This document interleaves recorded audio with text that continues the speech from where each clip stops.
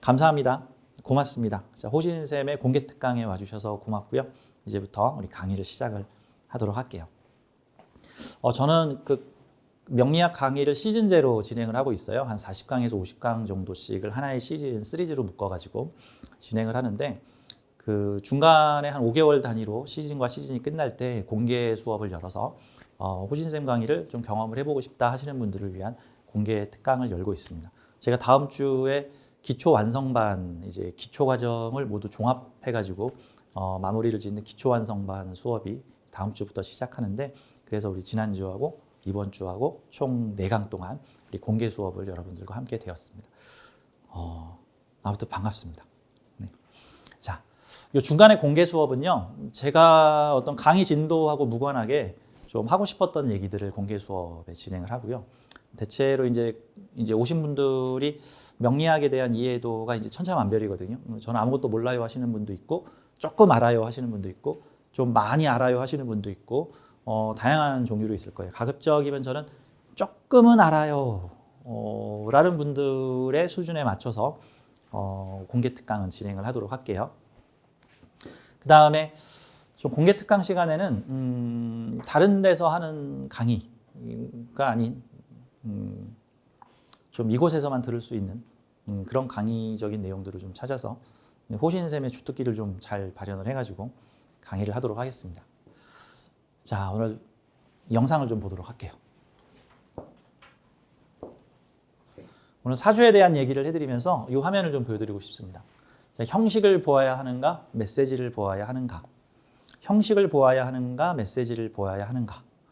이 두 개는 서로 다른 건데요. 이거는 제가 인터넷에서 아무거나 찾은 고대 상용 문자입니다. 이거 모르겠죠, 무슨 말인지. 이거 모르겠죠. 왼쪽에 있는 검은색 고대 상용 문자, 어느 나라인지도 잘 모르겠어요. 오른쪽은 익숙하죠. 자, 두 개를 볼 때 어떤 느낌이 들까요? 그 왼쪽에 있는 그림, 왼쪽은 글이라기보단 그림처럼 느껴지죠. 그래서 지금 여기에 내 욕을 써놨는지, 뭐 내 칭찬을 써놨는지, 아니면 뭐 지구가 언제 멸망한다는 메시지가 있는지, 뭐 단순한 무슨 빚쟁이 보증문서인지, 뭐 이거 모르겠죠. 왼쪽 건 모르겠고, 오른쪽은 읽어져. 오른쪽은 읽어져. 그러니까 나란 말씀이 중국말과 달라 문자로 써이를 통하지 아니하여 어쩌고 저쩌고 이렇고 저렇고. 그래서 내용을 읽어보니 이 한글이라는 거를 만든 취지에 대해서 대충 설명을 하고 있는 글이구나. 좋은 글이네. 뭐 이제 이런 느낌이 들겠죠. 그러니까 같은 두 개의 고대 문자인데, 옛날 문자인데, 오른쪽 거는 메시지가 읽어지고 왼쪽 거는 메시지가 안 읽어져. 그러다 보니까 메시지가 안 읽어지면은 이제 어떤 식으로 추론을 하냐면은 이제 형식을 보게 됩니다. 형식. 메시지가 안 읽어지면 형식을 봐. 형식은 뭘까요? 바탕이 검은색이면 불길하다. 바탕이 하얀색이면 길하다. 끝이 뾰족뾰족하면 불길하다. 뭉뚱뭉뚱하면 뭐 좋다. 근데 사실 이게 내용을 모르겠으니까 그냥 알 수 있는 방법은 이게 대충 뭐 좋다는 말인가, 나쁘다는 말인가. 근데 이제 여기 있는 왼쪽에 있는 글자가 만약에 대충 주제가 너의 운명에 대해서 한 말이다 라고 만약에 그것까지만 알고 있다고 쳐. 그럼 왼쪽에 있는 이 고대 상형 문자가 나의 운명에 대해서 한 말이래.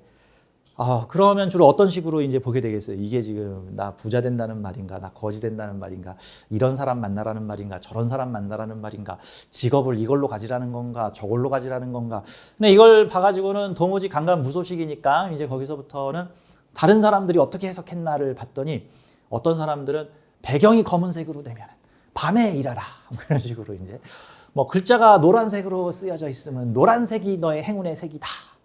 뭐 내지는 뭐 뾰족뾰족 요 글자가 이렇게 이어져 있으면 좋은 말이고 이렇게 톡톡 끊어져서 분쇄돼 있으면 나쁜 말이다. 이제 해석을 이런 식으로 하게 된다고. 이게 내용을 모르니까 이해가 되죠? 그러면은 뭐 대충 뭐 이런 건 이어졌으니까 좋은 말이고 이런 건 나쁜 말이겠네. 이런 건 끊어졌으니까 나쁜 말이고 이런 거는 좀 이어져 있으니까 이런 거 이어진 게 많으니까 좋은 말이겠네. 이런 식으로 나름대로 규칙을 만들어 가지고 전체 비율에서 끊어진 말보다 이어진 말이 많으니까 좋은 말이다. 뭐 나쁜 말이다. 이런 식으로 해석을 하겠죠. 이게 다 뭐 때문에 만들어진 비극이죠? 내용이 안 읽혀져서 생긴 비극이죠. 내용이 읽혀지지 않으니까 형식을 보게 되죠. 근데 오른쪽에 내용이 읽혀지면 형식 따져요? 하얀색이 중요해? 검은색이 중요해? 야, 그게 중요해? 내용이 중요하지? 야, 여기 노란색이 지금 2개 있고 빨간색이 2개 있고 검은색이 주로 많어. 이거는 길한 거야? 불길한 거야? 아, 그게 뭔 소리야? 여기는 지금 너가 태어나게 된 이유에 대해서 대충 써 있구만. 뭐 이런 식이죠. 그쵸? 뭐 글씨를 예쁘게 썼냐, 못 썼냐, 여백이 많으냐, 검은색 글자가 많으냐, 파란색 글자가 많으냐, 이거 그닥 중요하지 않다고요. 제가 오늘 서두에서 이런 얘기를 하는 이유는 사주의 메시지를 읽어라, 사주의 형식을 읽지 말고, 물론 형식도 봐야 되는데 그거는 부수적인 거예요. 부수적인 거. 그래서 어떤 메시지가 뭐 이상한 상형 문자가 써 있는데 막 이상한 글자가 있는데 이거를 알아보는 사람은 이게 사랑해라는 말이야. 알아보는 사람은 사랑해라는 말이네, 너 좋다는 얘기야 라는 뜻이고, 모르는 사람은 이게 좋다는 말이야, 이게 나쁘다는 말이야, 그리고 길이가 긴가 짧은가, 파란색으로 썼나 빨간색으로 썼나, 뭐 종이가 골판지인가 마분지인가, 이제 그런 거를 따져서 좋다는 메시지다 나쁘다는 메시지다 이런 식으로 하게 되면 이게 대참사가 벌어지는 게 대참사.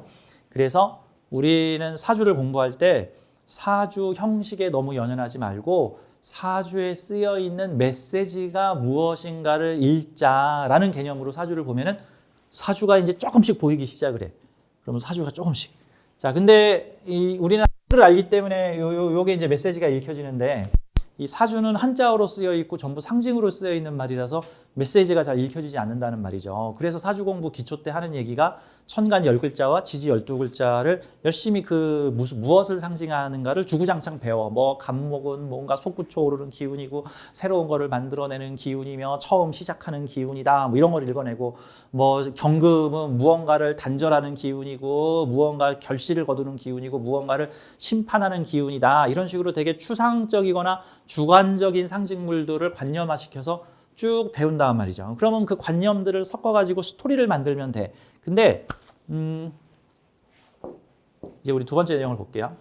내용이 안 보이면 형식만 보게 된다. 이게 비극이에요. 이 사주의 내용이 안 보이면 형식만 보게 되는 겁니다. 그러면 이제 자기 주관이 강하게 개입돼서 부정적인 사람은 죄 나쁘다고 읽게 되고 긍정적인 사람은 죄 좋다고 읽게 되는 건데, 대체로 인생이 술술 잘 풀린 사람이 사주를 배울 확률보다 인생이 내 뜻대로 안 풀리고 벽에 부딪혔거나 뭔가 힘든 일이 있거나 할 때 보통은 이 운명과 만나게 되기 때문에 현재 자신의 부정적 느낌을 반영하여 역시 내 사주는 나쁜 사주였구나, 뭐 이런 식으로 결론을 내려버리는 경우들이 많단 말이죠. 자, 사주를 직관적으로 해석하고 번역하여 운명의 미션을 파악하기입니다. 그렇다면 이 사주를 어떤 관점으로 봐야 되느냐에 따라서 어떻게 풀어야 되는가에 대한 논리가 벌어져요. 어떤 새로운 학문을 받아들일 때 그 새로운 학문을 받아들이는 나의 기관이 어떤 기관인가에 따라 달랍니다. 예를 들어서 조선시대가 개화를 시작을 했다고 쳐요. 그래서 막 서양 문물이 쏟아져 들어오기 시작을 했어. 근데 조선시대에서 새로운 문물을 배우려고 할 때 가령 그 새로운 신문물을 국방부가 주도해서 받아들인다면 국방부는 주로 신문물을 받아들여서 어떤 쪽으로 쓰려고 할까?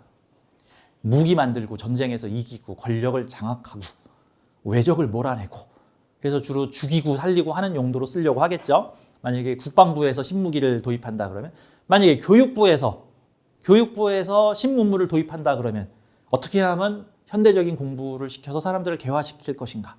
만약에 보건복지부에서 신문물을 받아들이려고 한다면 어떻게 하면 아픈 사람들을 구제할 것인가, 뭐 질병과 싸울 것인가, 뭐 이런 식의. 재무부에서 만약에 도입한다 그러면 어떻게 하면 나라 살림을 부강하게 만들 것인가, 관광부에서 도입한다 그러면 어떻게 하면 우리가 가진 관광 자원을 잘 활용할 것인가.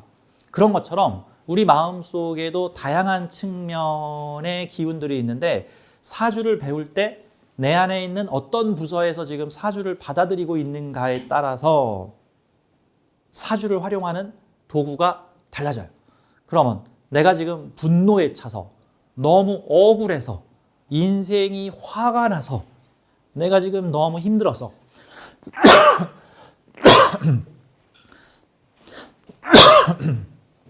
그래서 사주를 배우게 되면 이 사주로 분노를 표출하게 됩니다.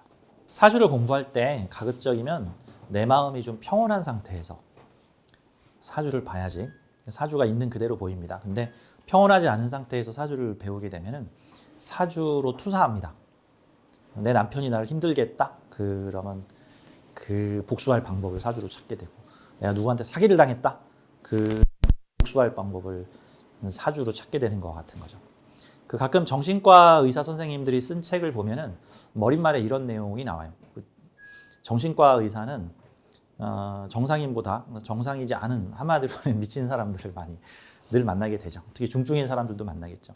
근데 정신과 의사의 첫 번째 동목은 미친 사람이건 정상인이건 사람을 차별하지 않고 중립적 자세로 그 사람의 얘기를 들어주고 공감하는 겁니다. 심리상담사도 마찬가지고 정신과 의사도 마찬가지고 상대를 차별하지 않고 선입견 가지지 않고 중립적 자세에서 그 사람의 내용에 공감을 해주면서 이제 상담을 이어가는 건데 근데 사실 명리 상담도 그렇고 사주 해석도 그렇고 사실 같은 취지예요. 도구가 뭐냐에 따라 다를 뿐이죠. 그러니까 우리는 사주를 볼 때 제일 첫 번째로 이 사주 좋은 사주 나쁜 사주라는 선입견을 갖지 말고 그 운명에 공감해줘야 되는 거죠. 공감해줘야. 그래서 중립적 자세로 사주를 봐야 돼요. 물론 중립이 잘 안 되겠지만 중립이 잘 안 되려면 강제로라도 이게 균형 맞춰가지고 중립을 좀 맞춰주는 노력을 해야 된다는 거죠. 안 그러고 선입견이 많은 상태에서 사주를 보게 되면 무어일주는 다 쓰레기야. 개일주는 이래서 안 돼. 경신일주는 이래서 나빠.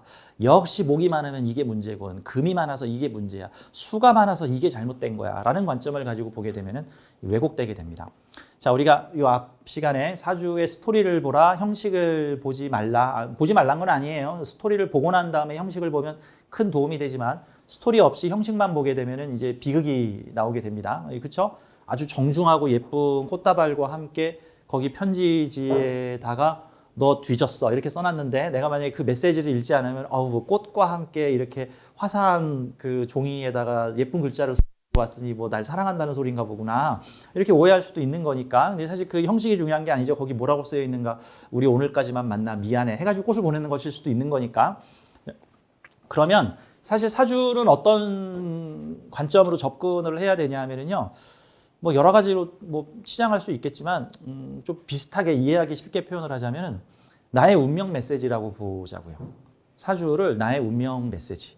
그러면 이것도 부정적인 사람은 하지 말란 걸 적어놨구나 또 이렇게 받아들여. 긍정적인 사람은 내가 지구별에서 해볼 걸 적어놨구나 또 이렇게 받아들일 수 있겠죠.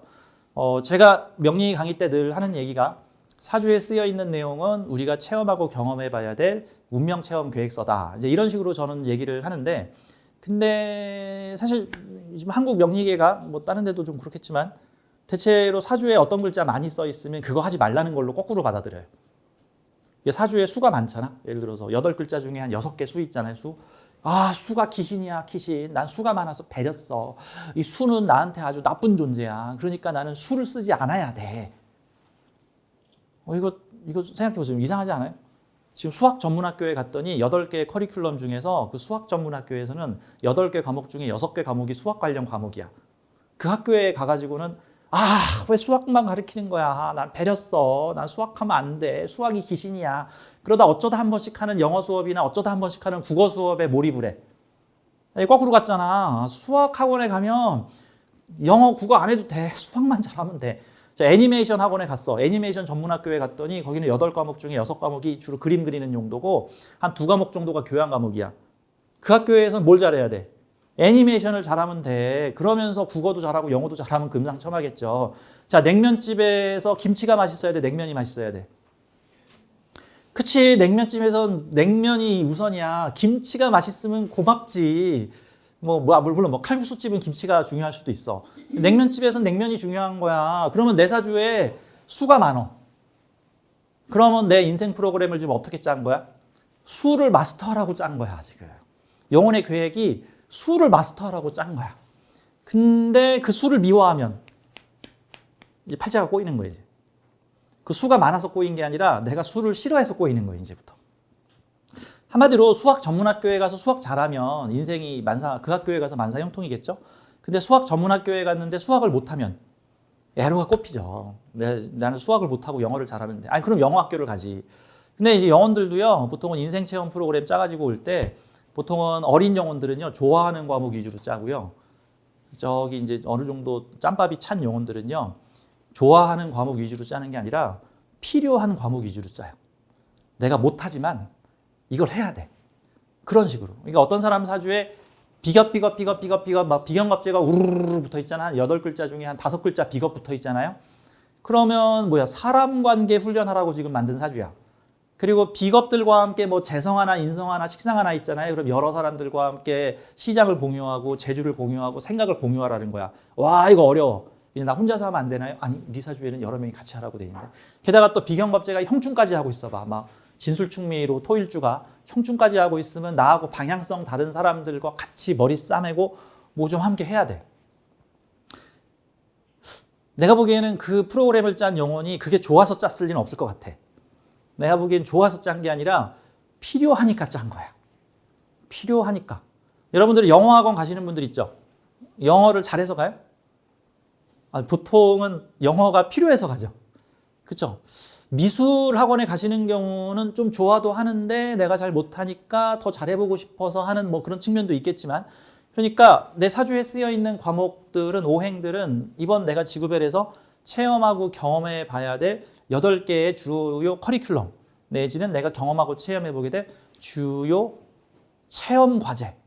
우리 이 지구별은 일종의 체험 성장 학교니까 놀이학교 같은 데죠, 놀이학교. 열심히 내가 무언가가 대봄으로써 경험을 쌓는 거죠.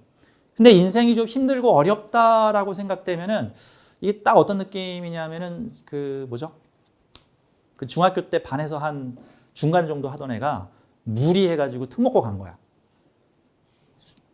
중학교 때 반에서 중간 정도 하던 애가 고등학교에 가도 중간 정도 하겠죠. 근데 중간 정도 하는 애가 만약에 특목고를 갔다고 쳐. 과학고, 외국어고, 특목고를 가면 어떤 상황이 벌어져요? 이제 이게 학교에 가서 순위가 쭉 떨어질 가능성이 매우 높죠. 다 그런 건 아니겠지만. 그러면 이제 가서 기를 쓰고 이제 해야겠죠. 한번 이런 생각을 한번 해보자고요. 일반 고등학교를 가서 중간을 할래? 저 뒤에서 좀 헤매더라도 특목고를 갈래?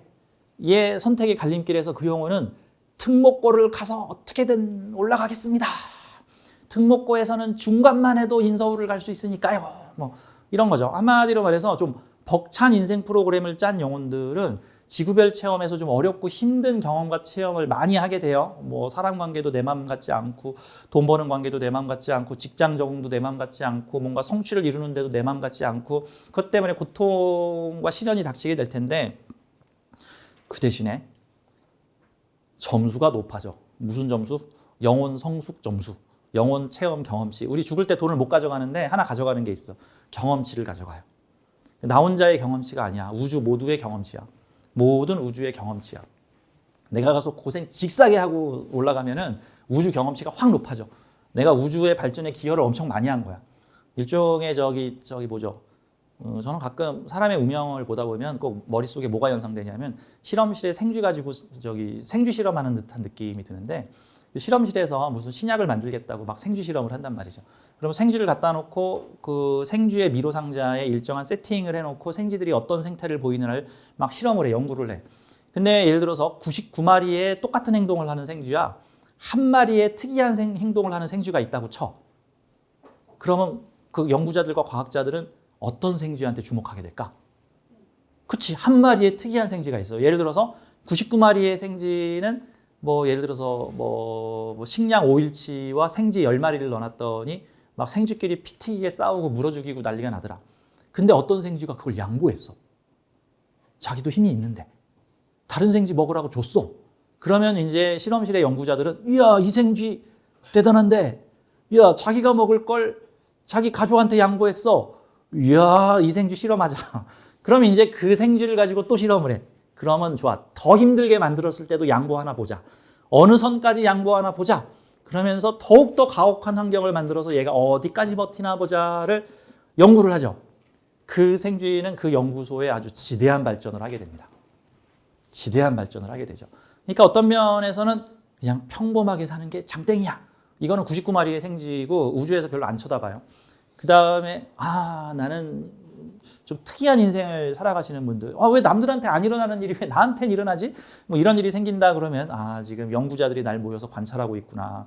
나한테 이런 역경의 환경을 만들어 놓고 내가 어떻게 대처하는지를 지금 쳐다보고 있구나. 이런 관점으로 봐야 되는 거죠.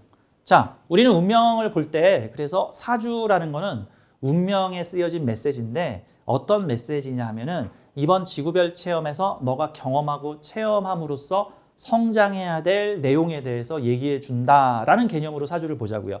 그렇게 치면 사주에 많이 중복되어 있는 글자는 강조한 거고 사주에 없는 글자는 저 기본 프로그램에 안 들어있는 거야. 뭐 하면 고맙지만 뭐 안 하면 말고 정도인 거죠. 근데 이제 사실 우리 사주 초학들은 이걸 거꾸로 생각을 해. 사주에 특정 오행이 많으면 그놈은 나쁜 놈. 근데 특정 오행이 없으면 그 오행이 없어서 내 인생이 이렇게 꼬였나 보다. 근데 아니야. 유아교육과에서 영어 수업 받는 거랑 비슷한 건데 유아교육과는 영어 배우러 간 거예요? 아니죠. 아이를 잘 키우는 법을 배우려고 갔는데 뭐 교양 과목 정도로 영어를 배울 수가 있고 뭐 영어 배우면 뭐 외국인 남편하고 결혼해도 괜찮겠네. 근데 영어가 중요한 게 아니잖아. 그렇죠? 그러니까 내 사주에 없는 거에 대해서 너무 그렇게 추종하지 말고 그게 왜 없을까? 그게 없어서 내 인생 베린 것 같아. 그러지 말고 그게 수학 전문학교에 가서 왜 영어가 없냐고 막 따지는 거와 같은 건데 내 사주에 특정 기운이 많으면은 그거를 해보라 같은 거죠. 어떤 분은 사주에 관성이 없어서 막 이렇게 힘들어하시는 한탄을 하시는 분들이 계세요. 보통은 이것도 관성 없는 사주를 안 좋게 해석을 할 때 뭐 무례배 내지는 지멋대로 뭐 행동 통제가 안 돼, 뭐 막가파 막 이런 식으로 해석을 하는데 아니야. 무관성이 한마디로 말해서 법 없이 사는 사람이야. 자기 사주에 경찰을 안 집어넣어놨잖아 지금. 나 법 없이 살겠다는 거잖아. 한마디로 나 자율적으로 해보겠다는 거야. 그러니까 비경겁제가 많고 쟁제가 벌어졌는데 관성이 없잖아요. 그럴 명리학에서는 그걸 되게 안 좋은 사주로 보거든요. 왜냐하면 도둑놈이 득실득실한데 경찰이 없다 그래가지고. 그러니까 그게 난이도가 높은 프로그램을 짜놓고 온 거야. 마치 서부 무법시대에 엘도라도에 찾아가는 사람들 사이에 경찰이 없는 거야. 그러면 거기서 아비규환이 벌어질 수도 있고 자율적 형태가 벌어질 수도 있는 자율적 형태. 그렇죠? 그러니까 예를 들어서 몇 달 전에 콘크리트 유토피아인가 하는 영화가 있는데 거기 보면은 두 개의 집단이 생깁니다. 약육 강식으로 강제적으로 자경단을 만들어가지고 자체 경찰력을 만들어서 자기의 아파트 안에 안주한 이방인들을 싹 다 몰아내고 그 다음에 자기들을 위협하는 사람들에게 강제력과 물리력을 막 총을 쏘고 다니면서 자신들의 안위를 지키려는 조직과 근데 그 조직이 콘크리트 유토피아라는 영화 후반부에 가면 무너지죠. 다극적. 거기서 살아남은 생존자가 얼어 죽게 생겼는데 다른 조직에서 그들을 데려갑니다. 근데 그들 조직에서는 이방인들한테 밥을 주죠. 무너지고 엎어진 아파트에서 새롭게 삶을 시작하죠. 무너진 아파트는 잘못된 아파트고 똑바로 서 있는 아파트는 제대로 된 아파트다. 무너진 아파트에 가면 다 죽는다가 아니라 뭐 무너지면 어때? 무너진 데서 또 살면 되지. 아이고 왜 이방인들을 왜 쫓아내? 같이 살면 되지. 관점의 전환을 이루는 것과 같은 거죠. 그러니까 자 아무튼 요 사주라는 내용은 우리가 이번 지구별에서 경험해보고 체험해봐야 될 내용들이다. 다만 우리는 사주를 보면서 그 의미를 파악을 해서 이거를 좀 지혜롭게 활용을 해보는 방법을 좀 가져야 되는 거죠. 그러니까 예를 들어서 사주에 재성과 인성이 가득해. 사주에 재성과 인성이 서로 맞닿아서 가득하면 이걸 이제 명리용어로 재극인이라고 합니다. 재성과 인성이 가득해. 예를 들어서 거기에 만약에 식신상관도 없다고 쳐. 그럼 뭔가 손발을 쓰지 않고 재극인으로 살아가라라는 미션이 나한테 주어진 거라고 보면 돼. 그러면 재극인이라는 게 안 좋게 쓰여지면은 그냥 머리 굴려서 일 안 하고 먹고 살려는 사람인 거고 이거를 좋게 활용을 하게 되면은 돈에 대한 공부와 지식 정보를 풍부하게 확보하여 머리 써서 돈 버는 사람인 거죠. 그러면 금융 공부, 돈 공부, 창의력 이런 것들을 개발을 하여 새로운 어떤 정보나 지식 정보 사업으로 돈을 버는 이 4차 산업이나 5차 산업 혁명 시대에 매우 유리한 사람이 될 수도 있는 거고 그런 제극인이 강한 사람이 공부를 하나도 안 하고 먹고 놀 생각만 하면 이게 성인 오락실에 가서 유행을 바라는 사람이 되거나 경마장이나 카지노에 가서 유행을 바라는 사람이 돼버릴 수도 있다는 거죠. 그러면 기본적으로 금전재물을 취득하는 방식이 식상이 아니라 식신상관, 즉 내가 과정에 참여하여 돈을 만들어내는 형태가 아니라 인성을 돈으로 만들어내라고 하는 사주니까 그 사람은 뭘 많이 해야 돼? 공부를 많이 해야 돼. 창의력을 많이 키워야 돼. 상상력을 많이 키워야 돼. 선진국에서는 제극인들이 되게 잘 나가요. 그 사람들이 어떤 사람들이야? 본사에서 기획하는 사람들이잖아. 대체로. 그럼 장난감 공장이 있다고 쳐. 장난감 공장에서 어떤 장난감을 만들면 잘 팔릴까를 기획하고 디자인하고 아이디어를 만들고 머릿속에 다양한 상상을 현실의 물품으로 상품 기획을 하는 사람들은 제극인이고, 공장에서 열심히 물건을 만들어내거나 현장에서 물건을 세일즈하는 사람들은 식상생재가 되는 거고, 그러면 제극인은 나쁜 거고 식상생재는 좋은 건가? 아니죠. 각자 그 사주 원리상 살아가는 방법들이 어느 정도 주어지고 있고 그 방법에 적합하게 살면 유리한 거고, 거기서 너무 멀어지면 한마디로 되는 일이 잘 없구나, 엉뚱한 데를 허벅지를 긁었구나 하는 상황들이 벌어지는 거죠. 자, 사주가 메시지를 읽어라라는 내용이에요. 이제 그런 관점으로 운명의 메시지가 어떻게 쓰였나라는 걸 좀 보도록 하죠. 가령 샘플 3개 정도만 말씀을 드릴게요. 이 내용은 좀 사주를 아시는 분들한테는 도움되고 전혀 모르시는 분들한테는 좀 감이 안 와닿을 수도 있는데, 자, 예를 들어서 이런 사주가 한번 있다고 쳐봐요. 사주를 형식으로 보게 되면은 수가 3개고 토가 2개고 여기 상관이 있고 여기 편인이 있고, 보통 형식으로 볼 때 많이 따지는 게 오행 중화를 이루었나 안 이루었나, 흉신이 몇 개나 되나, 보통 이런 거 많이 따지죠. 흉신은 뭐 안 좋다는 글자 몇 개나 되나, 그리고 뭐 오행 중화를 추구하는 측면에서는 오행 사주가 한쪽으로 오행이 편중됐나 좀 골고루 있나, 보통 골고루 있는 거 좋게 보고 편중된 거 나쁘게 보죠. 근데 엄밀히 말하면 골고루 있는 거는 종합학교고 편중된 건 전문학교예요. 전문학교는 나쁜 거고 뭐 종합학교는 좋은 건가? 아니잖아. 음식점 가서 김밥 천국에 가서 50개 메뉴 다 먹는 건 좋은 거고, 어떤 뭐 무슨 회 전문점에 가서 거기는 회밖에 안 팔어. 뭐 보고 요리 전문점 거긴 보고밖에 안 팔어. 그거 거기서 음식 먹으면 나쁜 건가? 아니죠. 음식 맛 좀 아는 사람들은 전문점 찾잖아요. 그러니까 사주가 한쪽 기운이 편중돼 있으면 이 분야를 집중 공략하여 집중 체험해서 이 분야의 마스터가 되라는 소리고, 사주가 오행이 골고루 갖춰져 있으면 그쵸, 골고루 뷔페에 가서 골고루 한번 맛 좀 보고 인생의 다양한 측면을 종합적으로 경험해 보아라 라는 측면이라고 보는 거죠.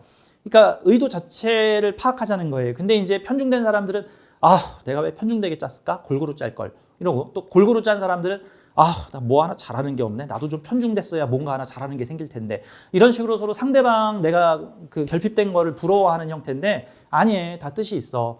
이 사주는 신이 랜덤하게 얘따 받아라. 너 전생에 죄를 졌으니까 이번엔 고생 좀 해봐라. 해가지고 쥐어준 게 아니야. 자기 스스로 이번 지구별에서 난 이렇게 짜보겠다라고 나의 높은 상위 의식이, 현재의 나의 의식 나부랭이 말고 현재의 나의 의식 수준보다 훨씬 높은 내 안에 있는 신성이, 내 안에 있는 참당아, 내 안에 있는 하이어 셀프가 프로그램을 짠 거예요. 그것도 한 번의 윤회 프로그램을 짠 게 아니라 보통은 수십 개의 윤회 프로그램을 갖다가 커다란 큰 빅피처를 만들어가지고 큰 그림을 그려가지고 짜는 거야. 큰 그림을 그려서. 그러니까 우리의 현재의 삶은 이번 삶에만 국한된 게 아니라 앞으로 우리가 살게 될 수많은 삶에 영향을 미치고 우리가 살았던 수많은 전생에도 영향을 미친다라는 측면이에요. 예를 들어서 이런 거죠. 어떤 나의 높은 의식의 영혼이 어떤 목표를 정해서 어떤 인생 프로그램을 크게 그렸는데, 그 인생 프로그램이 가령 예를 들어서 큰 부자가 돼서 돈을 자유자재로 다뤄보는 사람이 되고 싶다라는 목표를 짰어. 그게 한 번의 삶에서 이루어질 수 있을까? 아니야. 못해도 몇십 번에서 몇백 번의 삶을 통해서 그게 연마가 돼서 차츰차츰 상승을 하게 되는 거야. 만약에 그거를 크게 한 5단계의 과정으로 나누잖아요. 그러면 이 영혼이 앞으로 큰 부자가 될 거야, 큰 부자가 되는 인생 프로그램을 만들 거야 라고 한다면, 첫 번째 단계는 돈에 대한 결핍을 경험하게 돼요. 그러면 그 큰 빅피처의 전반부에는 태어났더니 지지리도 가난한 집에서 돈도 없고 돈이 없어서 동생은 굶어 죽었고 뭐 아버지는 도망갔고 어머니는 몸을 팔고 있고 나는 학교를 중단하게 되고 또 돈이 없어서 또 험한 일을 하게 되고 돈이 없어서 학교를 중단하고 그러다가 결국 나도 돈 없어서 어디서 가서 죽었어. 진짜 억울하죠. 진짜 열받죠. 진짜 화나죠. 내가 전생에 무슨 죄를 졌길래 이렇게 돈 때문에 이렇게 평생 고생하다가 죽나? 근데 그 삶을 살게 되는 목적은 돈에 대한 동기부여를 가득 채우기 위해서입니다. 왜 그러냐면 전생의 삶은, 직전생의 삶은 우리의 무의식의 상층부에 강한 카르마를 만들어내서 거기서 동기부여를 만들어냅니다. 그러면 그렇게 돈이 없어서 억울하고 원통한 삶을 사는 사람이 다시 태어나잖아요. 그럼 두 번째 삶에서는 어떤 상황이 벌어지냐면 태어나자마자 아기 때부터 애가 돈 합니다. 돈이 없으면 불안하고 뭔가 돈이 없으면 뭐가 뭐 안 될 것 같고 그래서 내 거 안 뺏기려고 그러고 남의 거 막 뺏으려고 그러고 막 어떻게든지 닥치는 대로 막 주워 모으고 막 내 거 누구한테 주면은 막 불같이 화를 내고 이게 수단과 방법을 안 가리고 부를 모으려고 하는데 뭔가 알게 모를 공포증이 있어가지고 돈이 없으면 굶어 죽어, 돈이 없으면 팔려가, 돈이 없으면 학교를 못 가더. 근데 왜 그런 생각이 계속 올라와? 왜? 바로 직전생에서 그런 삶을 살았기 때문에. 그럼 이 두 번째 삶에서는요, 닥치는 대로 일을 하여 잠도 안 자고 돈을 버는 삶을 삽니다. 근데 이렇게 해서 보통 중간 정도 돈을 벌어요. 그 대신에 수단과 방법을 안 가리기 때문에 그게 범죄로 빠질 수도 있고 누구 것을 갈취할 수도 있고 뭐 어둠의 경로에서 돈을 벌 수도 있고 그러다가 수많은 카르마를 또 쌓게 되겠죠. 자, 그러다가 교도소에서 인생을 마감할 확률이 매우 높습니다. 자, 그러면 세 번째 삶에서 다시 태어나잖아요. 그럼 이 다시 재도전이야. 이번에는 뭐가 갖춰지냐면요.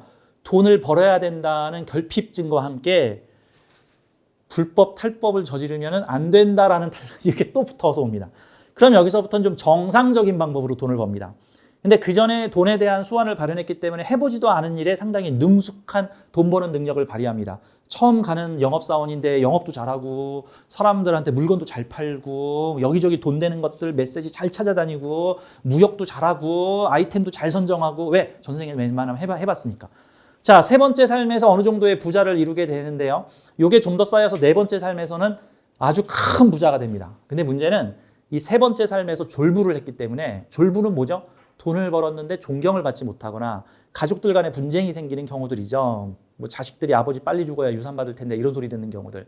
자, 그러면 네 번째 삶에서는요. 이제 부자 되는 방법은 알았고 근데 존경을 못 받은 게 아쉬우니까 부자가 되면서 존경도 받아야지라는 생각이 들면서 여기서부터는 돈 번 거를 기부를 하고요.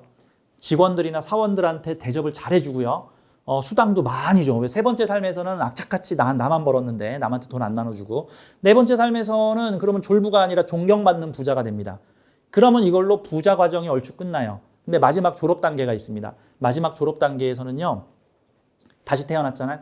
그러면 돈에 대해서는 빠삭해. 난 생각만 하면 난 돈 다 벌 수 있어. 그런데 자기가 돈을 버는 게 아니라 남을 돈 벌게 해줍니다.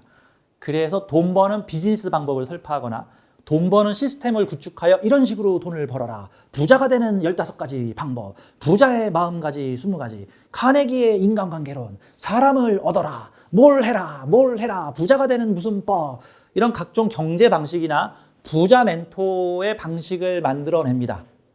근데 정작 자신은 그닥 큰 부자가 아니고요. 그냥 적당한 거에 자족해서 살 수 있고 남들을 부자로 만들어줍니다. 또는 프랜차이즈 사장이 돼서 가맹점들은 부자 되게 해주는데 자기가 직영점 내면 망해. 뭐 이런 형태의 삶을 살게 되면 이게 부자 체험 과정의 완성입니다. 이렇게 큰 빅피처로 보자면 여러분 우리 주변에 현재 돈을 벌기 위해서 열심히 뛰고 있는 사람이 저 사람 지금 부자 체험 2단계겠구나. 저 사람 지금 부자 체험 3단계구나. 저분은 부자 체험 5단계구나. 이런 걸 알 수 있겠죠. 그러니까 우리의 영혼들은 우리의 인생 프로그램을 아주 큰 그림을 그려서 그걸로 프로그램을 짜가지고 옵니다. 프로그램을. 뭐 권력의 5단계도 있을 수 있고 뭐 사람을 알아가는 5단계도 있을 수 있고 그러면 내사주를 봤는데 지금 비경겁제가 지금 드글드글 하는데 거기다 관성 하나 딸랑 올려놨다. 그럼 뭐죠? 하나의 관을 차지하기 위해서 수많은 비형겁제들이 막 이게 용쟁호투를 지금 벌이고 있는 모습들이다. 궁극적으로는 하나의 간판을 얻기 위해서 수많은 사람들이 막 싸우고 경쟁하는 모습이지만 궁극적인 그 사주의 답은 그 관을 공유하라는 거예요. 그래서 조직을 키우라는 거예요. 다 죽이고 나 혼자 간판 찾는 게 아니라 이 간판의 모든 조직들을 만들라. 정치로 치면 연정하라는 소리죠. 정치로 치면 숙적 다 잘라내지 말고 숙적들과 함께 조직과 파일을 키우라라는 게 그 사주의 정답인 거죠. 예를 들어서 보통 학교 선생님이 주관식 문제를 냈는데 주관식 문제도 어느 정도 원리에 맞는 답이 있고 원리에서 너무 멀어진 답이 있을 수도 있어. 뭐 주관식 답은 웬만큼 쓰면 다 점수 주잖아요. 성의를 보는 거죠, 사실 주관식 답은.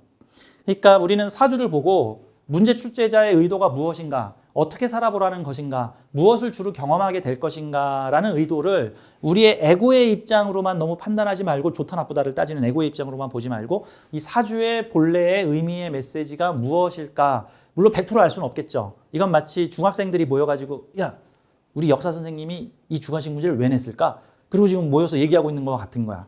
그쵸? 야, 내가 역사 선생님이라면 내가 이런 취지로 문제를 냈을 것 같아. 사실 이렇게 봐야 되는 거지. 야, 역사 선생님 뭐 별거 있냐? 야, 뭐 나라면 이거 내가 보기엔 이렇게, 그냥 중학교 수준으로 생각하지 말고 이게 지금 한 40살 먹은 그 교사 10년 차 되신 분이 문제를 냈다면 그 사람의 평소 사상을 보니 이런 취지로 문제를 냈을 거구나. 그러니까 우리는 사주를 볼 때 내 수준에서 사주를 보지 말고 이 사주를 이렇게 쓴 내 마음의 좀 본질을 보자. 노력을 해보자. 같은 메시지. 말이 길었죠.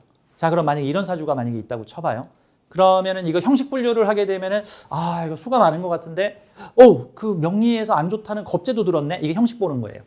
메시지를 안 보고 형식을 보면 사주에 재성은 많은데 겁재가 나쁜 놈이라서 겁재가 다 재물을 차지하고 있는데 게다가 겁재하고 형충까지 하고 있으니까 이놈 아주 나쁜 놈인가 보네. 뭐 소송과 송사를 일으키면서 내 돈을 다 뺏어가는 나쁜 놈인가 보다.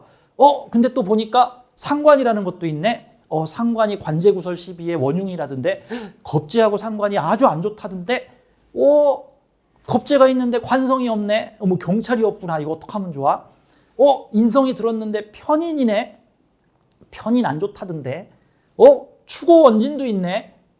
추고원진 되게 안 좋다던데. 집에 불 난다던데. 몸에 화상 입는다던데. 이거 어떡하면 좋지? 지금 이렇게 해석을 하는 게 메시지를 읽지 않고 형식만 보는 거예요. 이렇게 백날 사주를 풀면 사주를 보면 볼수록 운이 안 풀려요. 이것도 기본적으로 부정적인 면에 되게 강조하죠. 뭐 좋아 보이는 측면에서는 사람들이 반응을 잘 안 해. 그러니까 예를 들어서 재성이 3개가 있으면 어머 부자가 되려나 보다 이렇게 안 하고, 재성 3개는 당연하지. 겁재가 다 가져가잖아. 그럼 나쁜 거지. 이제 이런 식으로 본단 말이죠.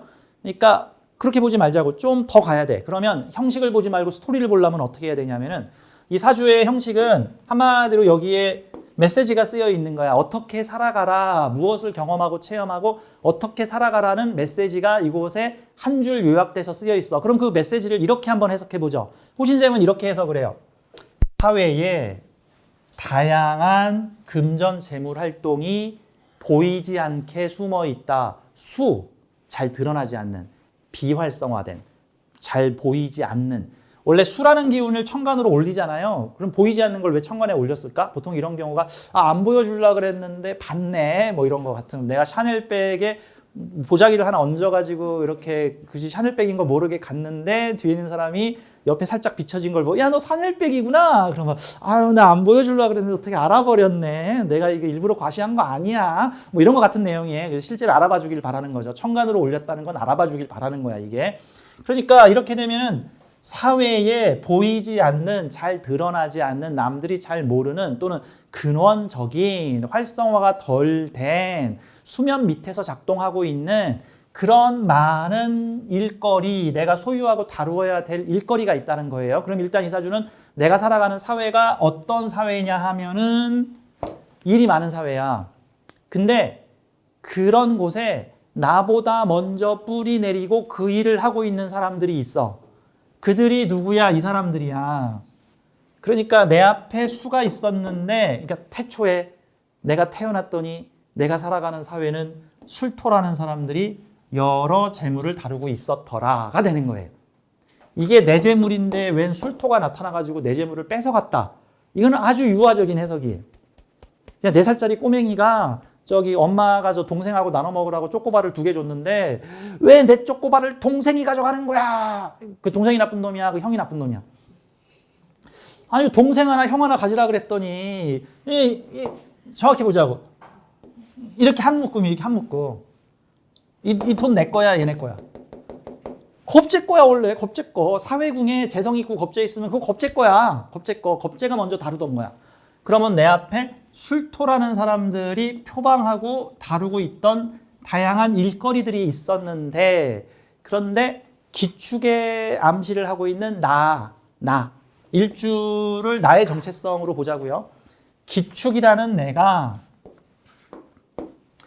임술이 다루고 있던 사회의 기축인 내가, 이 말인즉슨 인호술 운동과 사유축 운동의 운동 방향성이 조금 다른, 하지만 둘이서 금을 다룬다는 측면에서는 공통점을 가지고 있는, 얘도 금을 다루고 나도 금을 다루고 있는 내가 이들과 투입을 해서 이들이 하던 일을 내가 이어받아서 하게 되었다라는 뜻이에요.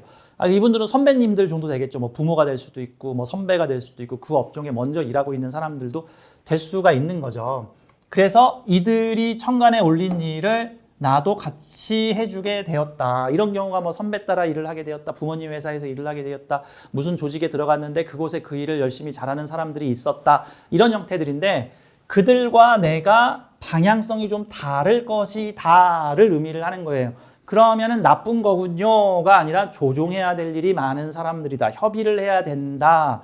쉽게 말해서 좋은 조건이 아니라 조금 문제를 어렵게 낸 거야. 어렵게 낸 거. 마치 선생님이 시험 문제 낼 때 이렇게 가르쳐 줬는데 실제 문제 출제는 말을 살짝 바꿔가지고 저렇게 출제를 한 내용과 같은 거죠.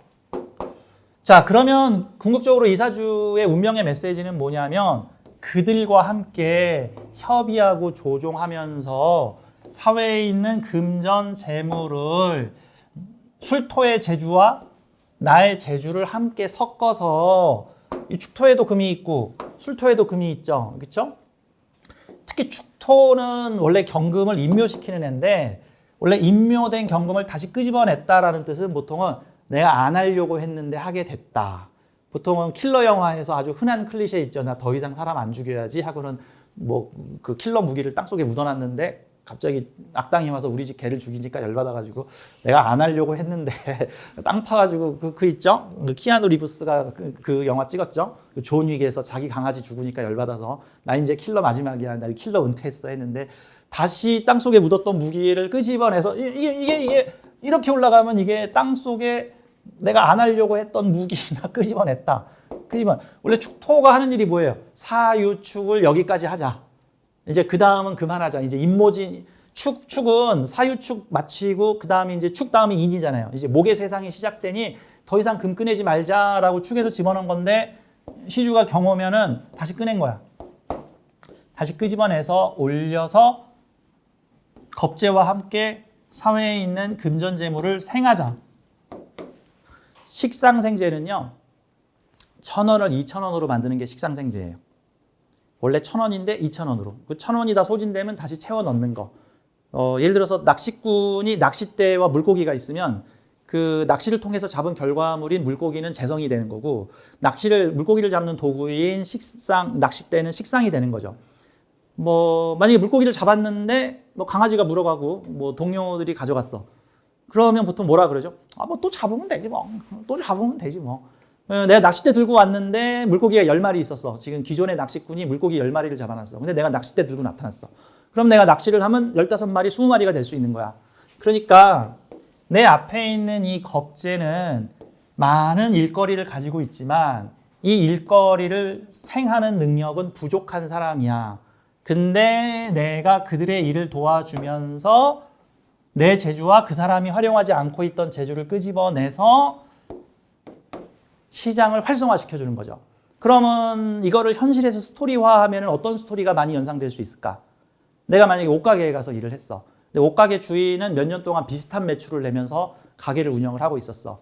근데 내가 그 집에 옷가게 정원으로 가가지고 그 사장님이 쓰지 않고 있는 재주와 내가 이게 옷 좀 안 팔려고 그랬는데 여기 와서 내가 옷을 좀 팔아야겠네 하면서 자기의 숨겨진 인묘된 축토 속에 가득 들어있는 금의 재능을 끄집어내가지고 그 사장님의 옷가게를 부자로 만들어줬어. 그런 형태가 되는 거죠. 이게 젊었을 때의 일일 거고, 그러면 보통은 중장년으로 가게 되면은 본격적으로 이 동네가 작동을 하게 되니까 사회에 돈을 가지고 있지만 돈을 키우지 못하는 사람들의 재물을 키워서 함께 나눠 갖는 사주가 되는 거예요. 이게 이제 규모가 커지면 이런 형태도 되겠죠. 내가 내 옷가게를 냈어. 근데 내 옷가게를 단독으로 내지 않고 무슨 큰 마트에 입점을 했어. 큰 마트에 입점을 해서 거기서 내가 옷을 팔았더니 우리 가게 장사 잘 되면서 그 마트 1층에 옆에 있는 주변 가게들도 장사가 잘 됐어.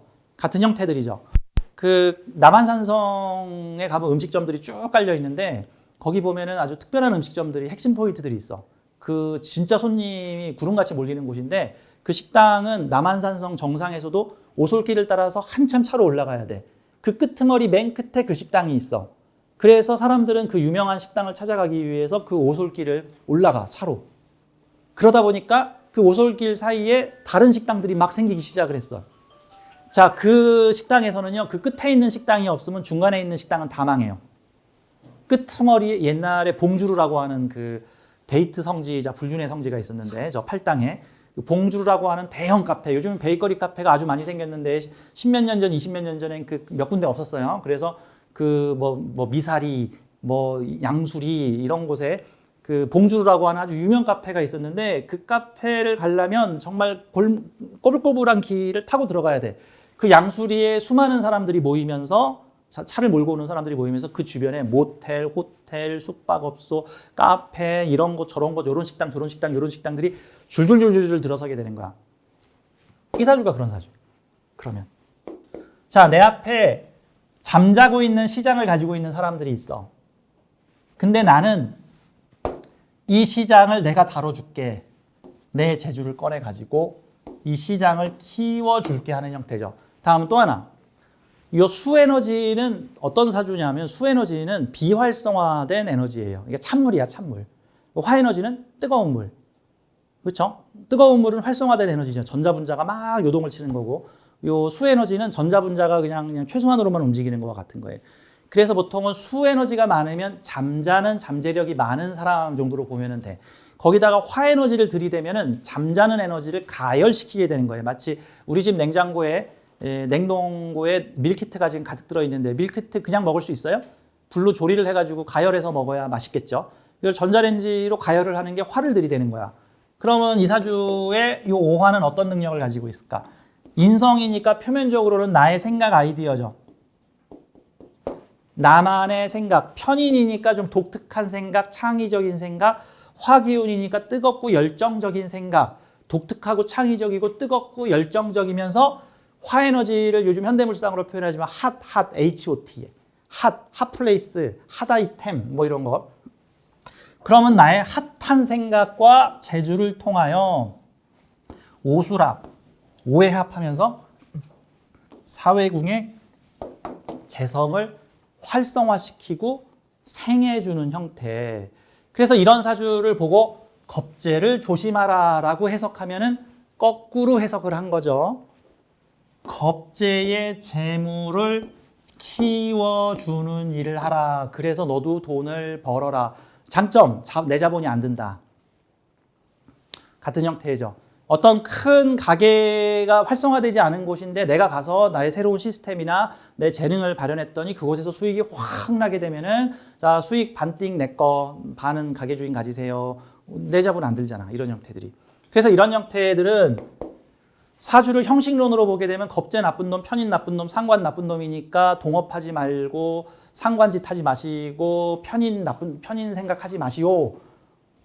이렇게 하면 안 되잖아. 그쵸? 겁재를 활용하고 나의 숨겨진 능력을 끄집어 올려서 적극 활용하며 거기에 나만의 독특한 생각과 아이디어를 덧붙이시오. 이게 이 사주의 스토리죠.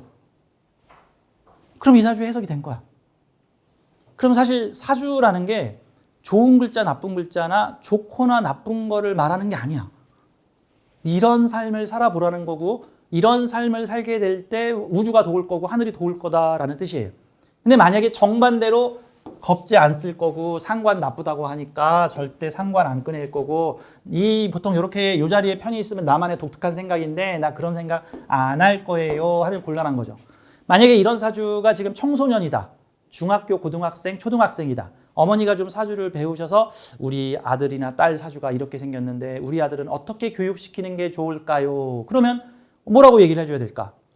친구들과 협동 작업을 할 수 있도록 하시고 서로 방향이나 생각이 달라서 다툼이 생길 수도 있는데 다름에 대해서 서로 포용할 수 있도록 넓은 마음을 갖게 해주시며 아이의 숨겨진 재능이 있는데 어릴 때는 이 상관성이 엉뚱한 장난이나 재롱, 뭐 집에 불내기, 성냥가게 불지르기, 뭐 강아지 꼬리에 불 붙이기 이런 엉뚱 발랄함으로 나타날 수도 있는데 그런 거에 대해서 심하게 통제하지 마시고 아이가 엉뚱 발랄한 창의력과 상상력을 행동으로 옮기게 되더라도 바로 그 재주를 통해서 아이가 미래에 큰 부자가 될 것이니 그 감정을 숨기거나 죽이거나 표현을 못하게 하거나 억지로 끼워 맞추지 말고 가급적이면 너 이런 그림을 그리는구나. 너 뭐 만화를 이렇게 잘 그렸니? 너 이렇게 춤을 잘 췄어. 너 생각이 정말 엉뚱하구나. 너 생각 참 대단하구나. 이렇게 표현해야지. 야, 애가 쓸데없는 생각이나 하고 누가 그딴 생각을 하니? 이 바보 같은 애야. 대체 커서 뭐가 될라 그래? 좀 그런 생각 좀 하지 마. 이렇게 얘기하면 그게 상상력 죽이는 거죠. 상상력과 편인의 특징은 상상력과 창의력으로 다 돼. 근데 그걸 보고 창의력을 죽이라 그러면 곤란한 거죠. 그러면 음성화가 돼버려요. 혼자 생각해. 혼자. 남한테 얘기 안 해. 특히 여기 있으면 특히나 음성화될 가능성이 높으니까 아이의 자유로운 창작력을 끄집어내라.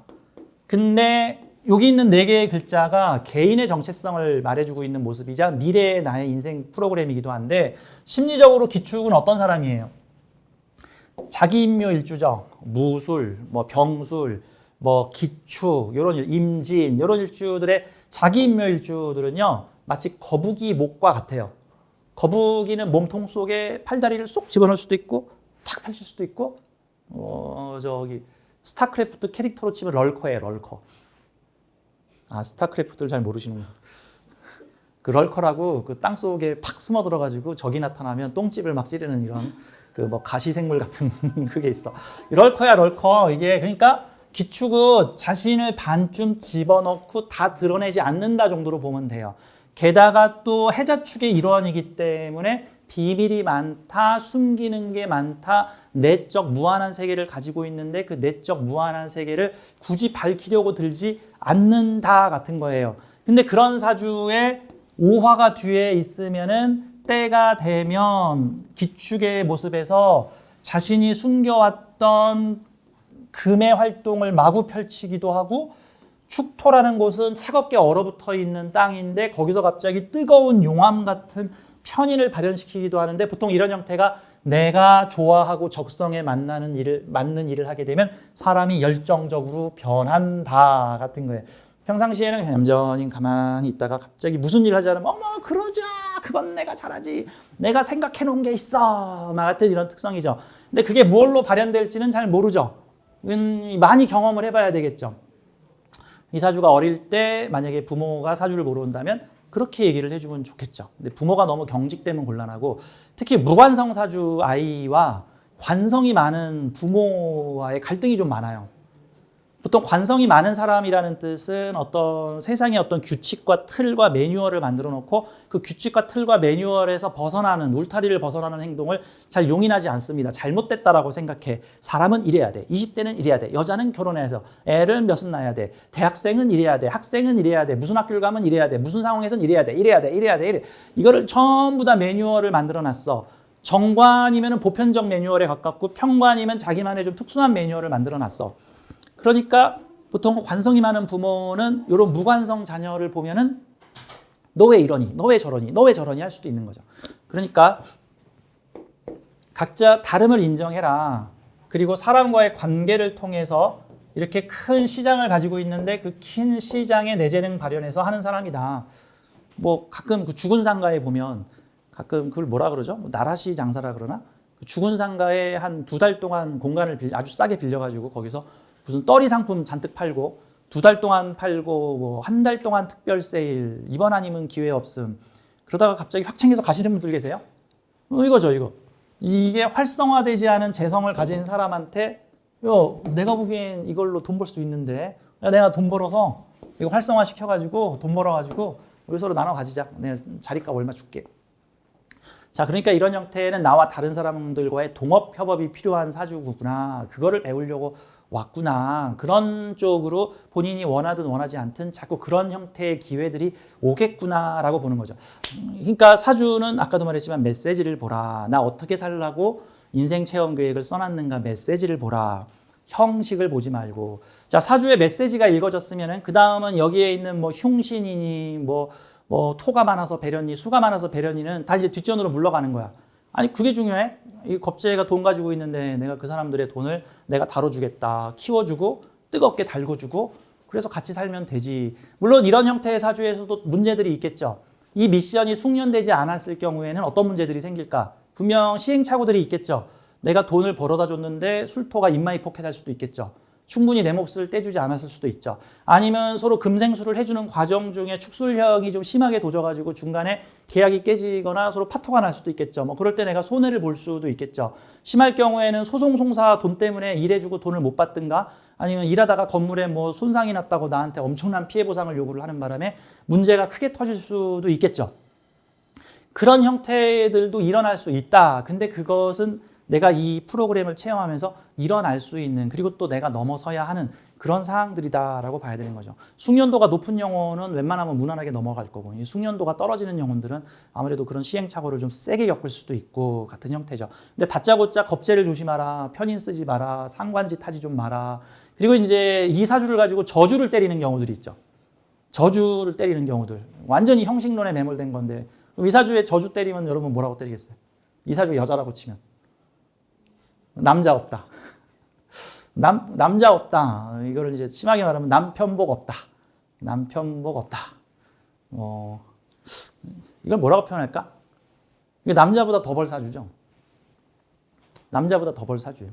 그러니까 나에게 경제력 보상을 해주는 측면에서의 남편이 아니라 내가 하는 일 잘 도와주는 거. 어떤 남편 제일 구하는 게 좋으냐면 저 셔터맨 남편이나 같이 내가 물건 같이 실어서 뭐 가끔 전구 달 때 좀 전구 좀 달아주는 그런 남편이 있으면 좋겠죠. 그러니까 이 사주에 이렇게 보자고 사주에 관성이 없다라는 거를 보통은 남자가 없다라고 해석하는데 그럼 관성은 여자 사주의 남편인가? 옛날엔 그랬어요. 옛날에. 왜 그러냐면요. 우주의 절대 규칙으로 관성을 남편이다라고 정해놓은 게 아니에요. 제가 종종 하는 얘기지만 우주의 절대 규칙으로 여자 사주의 관성은 남편이다가 아니라 옛날 시대에는 그 관성에 가장 부합하는 물상이 남편이었어요. 관성이라는 건요, 일종의 죽은 의식이에요. 죽은 의식. 무언가를 믿고 의지하면 그 글자가 나를 구원해 줄 것이다 같은 구원자 의식 같은 거예요. 뭔가를 믿고 따라야 되는 어떤 존재고 나를 통제하는 존재를 말하는 거예요. 나를 통제하는 존재야. 옛날에는 내 주인님이죠. 그러면 노비 입장에서는 나의 주인님인 거고 근데 옛날에는 여자의 입장이 남편의 노비였어요. 보통 남편을 주군이라 그러죠. 왜 남편을 주군이라 그럴까요? 군주를 뒤집어 놓은 말이에요. 군주죠, 왕이죠. 근데 이제 남편한테 왕이라는 말 할 수는 없고 거꾸로 뒤집어가지고 군주라고 안 하고 주군이라 그래. 그러면 당신 너의 주인은 누구냐 같은 거예요. 결혼식 할 때 아버지가 그 딸아이를 이렇게 데리고 와서 남편한테 딱 인계하죠. 이게 주군이 바뀌는 걸 의미하는 의식이에요. 남편이 없을 때는 아버지가 주군인 거고 아버지가 사위한테 자기 딸을 인계하면서 이제 주인이 바뀌었다를 여자한테 말해주는 의식과 같죠. 그래서 이 관성이라는 거는 주군 의식이나 군주 의식 또는 어떤 통제 의식 이런 거와 같은데 옛날에는 그 의식에 가장 잘 맞는 육신이 남편이었어요. 그러니까 서서 남편이 없어도 뭐 할아버지가 그 역할을 할 수도 있고 어떤 경우는 자식이 그 역할을 할 때도 있고 엄마 저녁 좀 제대로 해 먹으라 그랬지 엄마 뭐 배달해놨는데 이거 왜 안 했어 어머니 왜 안마 실수에 가서 그런 돈 썼어 엄마 이제 엄마 없어 자식이 주군이야 얘 아들아 용돈 좀 많이 다오 이렇게 자식이 주인이야 남편이 아니고 어떤 분은 강아지가 주군이 될 수 있어. 뭐 3천만 원짜리 도베르만 셋바트인데 걔를 그 강아지를 막 모시고 살아봐. 이 강아지가 우리를 부자로 만들어 주실 것이다. 그러면 그게 주군이지. 그게 주군이야. 강아지가 주군이라고 그렇게 되면은 옆집 아저씨가 주군일 수도 있고 나라님이 주군일 수도 있고 뭐 회사 상사가 주군일 수도 있고 그런데 사주에 주군이 없다는 뜻은 뭐야? 누구도 나를 지배할 수 없다. 이게 나쁜 건가? 누구도 나를 지배할 수 없다. 너를 내 주군으로 임명하지 않겠다. 아니, 자유로운 거 아닌가? 이거 노예 시대에서는 좀 안 맞을지 모르죠. 주인한테 반항할 수도 있으니까. 근데 요즘 현대 시대는 그런 죽은 의식이 많이 줄어들고 있잖아요. 옛날에는 강한 평관의 시대, 그다음 정관의 시대. 요즘 현대 시대는 무관의 시대죠. 무관의 시대. 요즘 현대 사회에는 정치인들 사주에 무관들 되게 많아요. 자유주의자죠. 그리고 어떤 정당이나 조직에 잘 소속되지 않는 사람들, 자유롭게 중간지대 만드는 사람들 중에 많아요. 그러니까 이 사주를 보고 남편이 없다라고 말하는 게 아니야. 그러면 결혼은 어떤 사람하고 해야 돼요? 죽은 의식과 무관하게 해야 돼. 죽은 의식과 무관하게. 그러면 사주에서 보통은요, 비중이 높은 글자가 보통 그 사주의 주류 의식을 차지해요. 그럼 이 사주의 비중이 높은 글자는 재성하고 비겁이죠. 그러면 재성은 이익이 되는가, 내 소유물이 되는가, 내가 다룰 수 있는가. 그 다음에 비경겁재는 내 뜻대로 할 수 있는가, 내 마음대로 할 수 있는가, 내 의지대로 할 수 있는가. 그럼 거기에 부합하는 사람을 남편으로 찾아야 돼. 어떻게? 경제력 좀 되고, 내가 지배하고 다룰 수 있으며, 내가 뭘 막 해도 뭐라고 하지 않을 남편. 그렇죠? 근데 그런 남자가 별로 없잖아. 그래서 좀 문제가 있는 거야. 뭐 미래에는 많아지겠지. 그냥 내가 뭘 해도 남편이 내가 당신 응원해줄게, 당신 지지해줄게. 뭐 물건을 실어 날라야 돼. 알았어, 내가 실어 날라줄게. 해야지만 당신 어제 9시에 왜 전화 안 받았어? 당신 집에서 뭐 한 거야? 내가 돈 줬으면 그걸로 나한테 가계부를 써서 보여줘야지. 당신 왜 내 말 안 들어? 이런 남자하고는 못 살아요.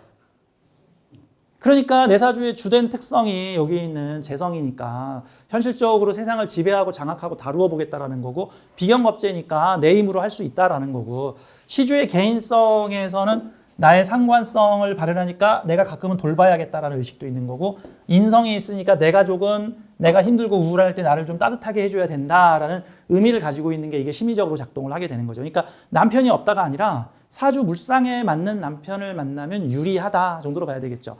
특히 일지를 자신의 관성으로 보는 측면에서 일지가 뭐야? 비견이죠. 어떤 사람이야? 나 같은 사람이죠. 친구죠. 내가 힘들면 이렇게 해야죠. 제가 가는 미용실에 제가 어제 펌을 하고 왔는데 갔더니 그 중년의 50대 원장님이 제 머리를 만져주셨는데, 갔더니 원장님이 안 계시고 원장님의 남편분께서 오늘은 제가 해드립니다. 그래서 되게 괜찮으시면 하시고, 혹시 제가 원장님을 기다리시면 수요일 날 오십시오. 그래서 아니 그냥 해주세요. 남자 원장님. 그분이 남편이야. 그 원장님 남편. 그 미용실은 부부가 같이 하세요. 부부. 보통은 여자분이 메인 원장님이시고 가끔 남편분이 오셔서 머리 감는 거 도와주고 커트도 도와주고 뭐 같이 해. 내가 보기에는 그 집 기둥이 부인이신 것 같아. 원장님. 남편이 이 일 저 일 하다가 안 되니까 미용 기술 배워가지고 남편과 하시는 것 같아. 딱 보니까. 어떤 사람 만나야 돼? 나 제주도에 놀러 갔는데 대신 미용실 맡아줄 남편. 그렇죠? 내가 대리점 운영하다가 잠깐 쉴 때 남편이 우유 대리점 좀 같이 운영해 줄 수 있는 남편. 내가 여행사 운영하는데 남편이 가서 외국 손님들 좀 급할 때는 좀 연락 좀 해줄 수 있는 남편. 그와 나와 함께 내가 떡볶이집 하면 남편 주방에서 떡볶이 만들어. 그런 남편으로 가면 유리하죠. 근데 이제 이런 사주가 나는 떡볶이집을 하지만 남편은 변호사. 이래버리면 이제 곤란한 일이 생기는 거예요, 이제. 이런 곤란한 일이.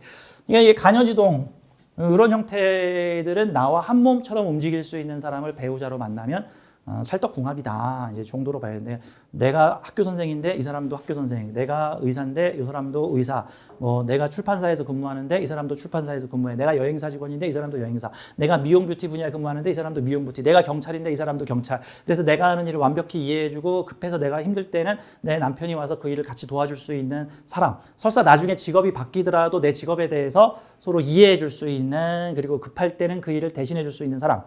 이런 형태들이 바로 비경겁재 간여지동들의 사주인데, 이걸 이렇게 해석을 하지 않고 간여지동은 결혼 운이 나빠서 다 이혼합니다 이렇게 해버리고 곤란한 거죠. 이제 이런 느낌이에요. 그러니까 사주의 메시지를 해석하는 법이 아주 중요한 내용이다. 검은색 흰색 따지지 말고 메시지를 읽어라. 메시지를 읽으면 뭐 빨간 글자가 많은지 파란 글자가 많은지 여백이 많고 적은지 그런 거 별로 신경 안 쓰잖아. 그런 이제 좀 더 확장 해석을 할 때 부수적으로 보겠죠. 자, 사주의 메시지 해석을 하는 거예요. 제가 옆에 이런 내용 써놨죠. 이 피해야 할 해석 뭐예요? 이게 이제 제가 해석을 해놨죠. 이 사회의 재성을 다루고 활용하는 술토겁재와 부대끼며 형충하니까 서로 조율하며 살아가는 미션. 그럼 뭘 배우라는 거야? 사람과의 관계가 다름에 있어서 조율하고 협의하는 기술을 배우라는 거야. 그거 잘하면 부자 되는 거고, 그거 잘못하면 돈 되는 일이 있지만 협상을 못 해가지고 그걸 활용하지 못하는 일들이 생기겠죠. 왜? 재물을 다루려면 반드시 술토겁재와 협의가 돼야 되는 사주니까. 그런 형태가 되는 거니까. 저게 뭐 아버지가 될 수도 있고, 저 술토가 뭐 형제가 될 수도 있고, 뭐 선배가 될 수도 있고, 뭐 모르는 사람이지만 그 시장을 점유하고 있는 사람들이 될 수도 있고, 그런 형태가 될 수도 있는 거죠. 술토겁재의 마음을 얻어야 되겠죠. 오술합으로 겁재의 마음을 얻으라고 돼 있잖아. 이게 메시지가 그거야. 내 인성이죠. 이 술토가 내 생각과 인성, 마음에 들어야 되나. 오술합이잖아. 내가 내 이런 아이디어를 냈더니 이 겁재해. 그래서 이거 좀 같이 다뤄보재. 같은 형태가 되는 거죠. 그래서 이런 형태는 자본 없이도 사람 관계를 통해서 일거리들을 쥐어 가지고 오는 그런 형태들이란 말입니다. 자, 재물을 키우며 함께 공생하는 미션인 거예요. 그러면 만약에 이 사람이 막 100억 부자여봐. 그럼 나도 100억 부자 될 수 있어. 이 사람이 1000억 부자면 나도 1000억 부자 될 수 있는 거고. 그릇을 키우는 건 자기 하기 나름이다. 정도 거죠. 동네에서 요만한 부자면 그 동네에서 요만한 부자와 공생하는 사람이 되고, 국제적으로 이만한 사람이면 국제적으로 나도 그만한 사람이 될 수 있는 형태들이 된다. 내가 가진 아이디어를 제안하고 행동을 보여줬더니 그 겁재가 자기가 가지고 있는 재물을 다루어 보라고 한다 같은 거죠. 큰 공장을 가지고 있는 공장장이 있는데 거기 특수장비 시설 다 있는데, 근데 그 공장이 가동률이 30%밖에 안 돼. 내가 가서 이 공장에서 요 한 코너를 떼서 저한테 맡겨주시면 제가 여기서 뭘 만들겠습니다. 제 생각은 이렇습니다. 그랬더니 겁재가 좋은데 한번 해봐. 이런 형태가 될 수 있는 거죠. 근데 이제 피해야 할 해석을 보자고요. 피해야 할 해석. 예를 들어서 그 사주에 특정 기운이 많으면 죄 나쁘다 소리 많이 해요. 뭐 재가 많아서 나쁘다. 뭐 술토겁재가 재물을 다 차지했다. 뭐 축술령과 축어원진이 있어서 나쁘다. 그러니까 이게 무슨 스토리인지를 모르면 그냥 나쁘다 좋다라밖에 해석이 안 돼. 근데 그것도 완전히 엉뚱한 곳 허벅지 긁는 상황으로 해석이 되는 거죠. 술토겁재 때문에 인복과 재물복이 없다. 이 사주는 인복과 재물복을 만들어야 되는 사주지, 인복과 재물복을 남한테 요구하면 안 되는 사주예요. 상관이 있어서 나쁘다? 보통은 정관을 되게 중요시 여기는 명리 선생님들 중에서는 여자 사주에 상관 올라가 있으면 무조건 나쁘다라고 이제 얘기를 하는 경우들이 있어요. 뭐 상관격, 상관 올라가면 무조건 방자하다, 남편을 친다, 버릇이 없다. 그런 게 어딨어? 그런 게 어딨어? 상관은 재물 불려주는 재주죠. 관성이 없어서 남자복이 없다. 보통 이런 식으로 많이 해석을 하는데, 이런 해석은 형식을 보는 거다. 이런 해석이 내용을 보는 거다. 메시지를 읽자. 같은 모습으로 보죠. 자, 그러면 또 사주를 두 번째 사주를 한번 좀 보도록 하죠. 이 사주는 제가 되게 인상 깊었던 사주입니다. 이 사주야말로 사주 몰빵, 수기운 몰빵 사주죠. 수기운 몰빵 사주입니다. 수기운 몰빵. 특히 이렇게 수기운 해자축 몰빵에 을목이 있는 사주들은 명리계에서 보통 뭐라고 얘기하냐면은 부목사주라고 표현을 해서 큰 바다에 둥둥 떠다니는 무슨 뭐 나뭇가지 같은 정처 없이 떠돌아다니는 우울한 떠돌이, 보통 이런 형태로 많이 표현을 해서 보통은 나오는 말이 평생 외롭다, 평생 거처할 곳을 찾지 못한다, 외로운 방랑자, 부평초, 이제 이런 식으로 해석을 해요. 물론 이제 동일 사주자 중에 그런 분들이 일부 있을 수도 있다라고 쳐요. 왜냐하면 이 명리학이 만들어진 이 중국 사회가 기본적으로 농경 사회를 중심으로 하고 있기 때문에, 농경 사회에서는 떠돌아다니는 사람은 땅 없는 사람이고 가난한 사람이고 슬픈 사람이야. 그래서 자기 땅에 안전하게 거처할 곳이 있는 사람은 좋은 사람이고, 그래서 떠돌아다니는 걸 안 좋게 봐. 근데 중국 위쪽에 있는 북방 민족들은 주로 말 타고 돌아다녀요. 유목민들은 주로 동물을 데리고 한 곳에 가만히 있으면 그 사람들은 죽어. 계속 옮겨 다녀야지 살아. 그러니까 그 시대의 가치관에 따라 좀 달라요. 그러니까 요즘 현대 시대에는 한 곳에 가만히 있는 것보다, 원래 무역 비즈니스 하는 사람들은 자신의 생각과 사고를 넓게 펼쳐서 큰 바다를 통해서 세계적으로 움직이는 사람들. 그러니까 이런 사주는 광역 역마성을 가지고 있다 그래요. 아주 광역 역마성. 근데 역마도 그냥 역마가 아니라 인성 역마죠. 그럼 인성 역마죠? 역시나 관성 없죠? 인성 역마의 인성 다자면 그럼 어떤 틀이죠? 관성이라는 어떤 틀이나 형식을 가지고 있지 않으며 생각이 안드로메다를 뻗고 있다라고 보면 되겠죠. 그러면 이 사주는 어떤 식으로 살아가는 게 유리합니까? 자유로운 사고, 형식이나 격식에 얽매이지 않은 자유로운 사고. 다음, 사주에 수가 많으면 수가 많아서 얼어 죽었어요, 괴로워요, 외로워요라고 물론 그렇게도 일부 해석할 수 있는데 발현되지 않은 잠재력으로 볼 수 있죠. 우리 집에 뭔가 조립되지 않은 엄청난 귀금속이 있는 거야. 얘네들을 구슬을 꿰기만 하면 막 비싼 값에 팔 수 있는 자원이 있는 거야. 마치 무슨 뜻입니까? 중동 지역에 석유를 바닥에 깔고 있는데 가난한 사람들, 석유를 개발하기만 하면 부자가 될 수 있는 사람들, 엄청난 자원을 가지고 있는데 그 자원이 뭐냐면 인성이야. 그래서 사주에 이것만 우리가 명심을 해도 사주 보는데 한 반쯤은 도움이 돼요. 제발 좀 사주에 많은 글자 기신으로 치부하지 말자. 기신, 피해야 할 글자라는 뜻이죠. 많은 글자는 기신이 아니라 내가 활용해야 할 대상이다. 이게 중요해요. 많은 글자. 일본은 바다에 둘러싸여 있죠. 그러면 바다가 기신인가? 아니죠. 일본은 바다를 활용하면 부국이 되고 바다를 활용하지 못하면 거지가 되는 거예요. 스위스는 산과 나무가 가득한 나라죠. 그러면 산과 나무가 기신인가? 아니죠. 그 산과 나무를 활용을 해서 관광지로 만들면 세계적 관광지가 되는 거고 활용하지 못하면 굶어 죽는 거죠. 옛날에 스위스가 그 산과 자연을 활용하지 못해가지고 유럽 최빈국이었죠. 그래가지고 남자들이 다 용병 사업으로 전쟁터에 끌려가서 돈을 벌어와서 간신히 유지를 했지만 이 자신들의 잠재력을 알게 되고 그래서 산과 그 나무를 개발을 해서 아주 최고의 관광지로 거듭나게 됐죠. 그런 형태들. 그러니까 사주의 많은 글자는 내가 개발하고 활용해야 될 대상이야. 이 사주를 보고 너는 평생 외롭고 부평청처럼 떠돌아다니며 생각이 많아서 되는 일이 없겠구나라고 해석을 하게 되면 거꾸로 해석을 한 거죠. 그러면 이 메시지는 어떻게 살아보라는 메시지라고 볼 수 있을까요? 격식과 형식에 얽매이지 않는 다양한 창의력과 상상력을 발현시켜서 살아보라. 근데 다행인 것은 이 사주에 이게 있어. 와, 집에 밀키트가 냉동실에 가득 들어있는데 다행히 브루스타가 있는 거야, 지금 여기. 브루스타가 있으면 어떻게 돼? 이제 꺼내서 요리해 먹으면 되죠. 자, 근데 브루스타의 사이즈보다 밀키트 사이즈가 훨씬 크죠? 이러면 이게 평생 작동하는, 평생 먹을 인성이 지금 가득 들어있는 형태다. 그 다음에 을목이 없으면 얘를 꺼버릴 수가 있어요, 이렇게. 을목이 없으면 꺼버릴 수가 있는데 내가 소통 창고야. 수생목, 목생화로 을목, 내가 빨대 역할을 하고 있습니다. 동일사주자가 많이 있을 텐데 이분이 누구냐 하면 우리나라 최고의 작가세요. 방송 작가입니다. 여러분이 익히 알고 있는 그 유명한 우리나라 최고의 드라마를 다 이분 손에서 나왔습니다. 도깨비, 태양의 후예, 이런 드라마들이 다 이분 손에서 나왔습니다.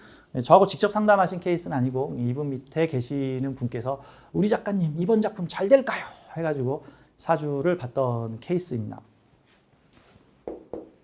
근데 보통은 이 사주를 누구라고 얘기 안 하고 사주만 딱 보여주면 이제 온갖 안 좋은 소리 나올 가능성이 높죠. 춥고 외롭고 뭐하고 이럴 수 있는데 사실 동일 사주자 중에서 능력 발휘를 되게 잘한 케이스고요. 사실 저는 이런 사주를 좀 미션 난이도가 어려운 또는 미션 난이도가 높은 사주라고 저는 표현을 합니다. 그러니까 저는 명리학에서 사주를 좋은 사주, 나쁜 사주를 구분하는 방법은 좀 안 맞지 않나라고 저는 생각하고요. 좋은 사주, 나쁜 사주가 아니라 굳이 꼭 분류를 한다고 한다면 좀 미션 난이도가 높은 사주, 좀 미션 난이도가 낮은 사주. 내가 수학 시험을 보러 갔는데 좀 어려운 문제가 나오거나 쉬운 문제가 나올 수는 있어도 나쁜 문제가 나오지는 않죠. 몰라. 문제 출제자가 정말 말도 안 되게 문제를 냈으면 나쁜 문제가 될 텐데 사실 나쁜 문제, 좋은 문제는 없어. 좀 어려운 문제, 쉬운 문제 정도는 있겠지. 그러면 쉬운 문제는 다 쉽나? 나만 쉬워? 남들도 쉬운 거잖아, 그러면. 보통은 이번에 대학생들 시험 볼 때 변별력을 높이 킬러 문항들을 없앴다라고 얘기를 하는데 대신 평균 난이도가 되게 높아졌다고 얘기하더라고요. 이런 사주는 동일 사주군에서 이 사주의 본연의 미션을 잘 활용한 사람도 있을 수 있고 요거를 활용하지 못해서 정신적으로 방황을 하는 사람들도 있을 수 있다. 안정을 잡지 못하고 방황하는 사람도. 만약에 어린아이의 사주가 이렇게 생겼는데 어머니가 사주를 조금 배웠는데 아유 큰일 났어요. 사주에 대홍수가 났다는데 우리 아이 떠내려서 죽으면 어떡해요. 큰일 났네요. 이거 수가 귀신인 거죠. 그럼 어머니가 나쁜 역할을 하나요? 그러면 제가 제 아이한테 나쁜 역할을 하는 사람인가요? 제가 사라져줘야 되는 건가요? 제가 나쁜 년인가요? 뭐 이런 식으로 또 물어볼 수 있을 거 아니야. 그리고 그렇게 얘기하는 분들 많아요. 저기 사주에 인성이 많아서 귀신이라고 어머니가 나쁜 역할을 하니까 뭐 어머니를 만나지 마시오. 심하게는 공부도 하지 마시오 하는 분도 계셔. 사주에 많은 글자를 귀신으로 보면 이거 공부해야 돼 말아야 돼. 공부하지 말아야겠네. 근데 이거 거꾸로죠. 거꾸로잖아. 이 사주 공부를 해야 돼. 공부를 하고 창의적인 일을 하고 상상을 펼치고 남들이 모르는 세계를 만들어내는 거라고. 작가가 그런 일 하시는 분들이잖아. 뭐 작가도 좋고 기획자도 좋고 아이디어 작가도 좋고. 제가 이런 사주 비슷한 사주 여러 개를 봤어요. 똑같이 임자년, 임자월 해가지고 태어났는데 그분 사주 이 사주랑 거의 똑같은 사주인데 제 블로그에 보면 나와 있어. 그분도 방송 작가야. 비슷한 사주인데 뭐 수인성 과다 사주라고 볼 수 있죠. 한마디로 뭔가 과다해 있다는 거는 그 능력을 잘 활용하면 대박이 터질 거라는 뜻이고 그 내용을 활용하지 않으면 내 사주에 쓸 수 있는 기능이 없다가 되는 거죠. 바다가 많은 나라는 바다를 활용하면 부국이 된다. 바다를 활용하지 않으면 쓸 게 없다. 우리나라는 삼면이 바다다. 바다를 활용하면 부자가 된다. 바다를 활용하지 못하면 우리나라는 내륙의 요만한 섬나라가 돼버린다. 사주의 많은 글자는 내가 활용해야 할 대상이다. 기피하고 피해야 할 대상이 아니다. 어느 학교에 갔는데 수학만 주구장창 가르치는 학교에 갔다. 수학자라면 대박인 거고 수학 못하면 도무지 그 학교에서 힘들어서 버티기가 힘들어지는 상황이 벌어진다 같은 거예요. 자, 사회에 많은 숨겨진 수인성 이야기들을 나의 병화상관으로 드러내서 세상에 밝히는 사주, 유명 방송 작가 사주, 예술, 교육, 학자적 적성을 가지고 있다. 근데 이제 피해야 할 해석들 있죠. 뭐 수다목부라서 춥고 외롭게 떠돌아다니다 죽는 부목사주다. 무죄라서 돈복도 없고 조우가 깨져서 정신병에 시달릴 것이다. 뭐 인성 기신이니 모친복이 없고 공부하면 팔자 나빠진다. 이렇게 많이 해석하잖아요. 실제로 이렇게 많이 해석해. 옛날 책에 보면 다 그렇게 돼 있어. 이거 명리가 사람을 구제를 해야 되는데 이 사람을 더욱 미궁에 빠뜨려 버리는 해석이 나올 수 있다. 이게 메시지를 보지 않고 형식을 보기 때문에 나타나는 현상이다 같은 거죠. 자, 이런 식으로 지금 제가 소개하는 사주들이 일반적으로 명리계에선 이 사주 보여주면은 온통 안 좋고 흉흉한 소리들이 가득 나올 수 있는 사주들을 보여주고 있어요. 지금 요 세 번째 사례도 한번 보죠. 이게 여자 사주야. 이게 지금 좋은 얘기 나올까? 이게 저하고 실제 상담했던 분의 사례인데 이게 좋은 얘기가 나오겠냐고. 사주가 전부 상관에 공통점들이 다 무관이네요. 오늘 보여주는 사주들이. 그쵸? 자, 그러면 사주에 식신상관이 많으면 뭐 하라는 뜻이냐면은 이번 지구별 체험에서 하고 싶은 거 다 하고 살라는 뜻이에요. 자, 관성이 많으면 지킬 거 다 지키라는 소리고 식신상관이 많으면 하고 싶은 거 다 하라는 소리야. 그럼 관성과 식상이 섞여 있으면 지킬 건 지키고 하고 싶은 건 하라는 소리야. 가끔 스텝이 꼬이면 충돌하겠지만 이제. 그쵸? 그러면 여러분들은 이번 생에 새로 태어나면 지킬 거 다 지키고 살고 싶어요? 하고 싶은 거 다 하고 살고 싶어요? 그럼 관성이 좋아? 식상이 좋아? 그렇잖아. 아니 그러면 식신상관이 많은 사주를 보면 이번 생은 재밌게 살아야겠네. 하고 싶은 거 꺼리낌 없이 다 하고 사십시오.